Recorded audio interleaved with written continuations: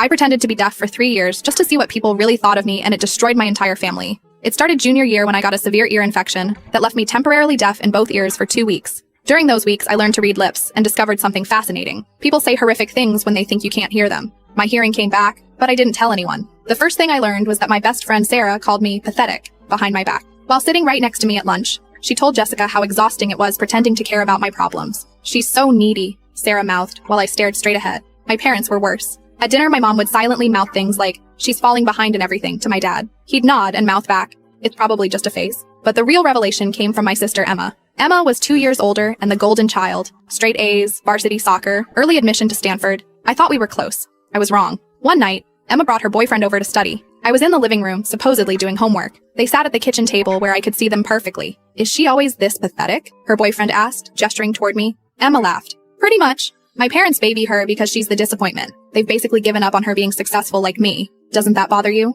"Are you kidding? It makes my life easier. They expect nothing from her, everything from me." I kept my face neutral, but inside I was planning my revenge. For 3 years, I documented everything. My parents had a betting pool with relatives about whether I'd graduate high school. My guidance counselor told colleagues I was a lost cause. Even my grandmother told my mom she was embarrassed to introduce me to her bridge club. The breaking point came at Emma's graduation party. The whole extended family was there, celebrating her acceptance to medical school. I sat in the corner playing the part of the disabled sister. That's when I overheard my parents talking to my uncle. "We're honestly relieved," my dad said. "At least one of our kids turned out normal. We can focus our college fund entirely on Emma's medical school now." My mom nodded. "The deaf one will probably qualify for disability benefits anyway. We don't have to worry about her future anymore." They were planning to abandon me financially because they thought I was disabled. I stood up, walked to the center of the room, and clapped my hands loudly. "Can everyone hear that?" I asked clearly. The room went silent. Emma's face went white. "Because I can hear everything," I continued. "Every cruel word, every whispered insult, every plan you've made behind my back for 3 years." My mother's mouth fell open. "What do you mean?"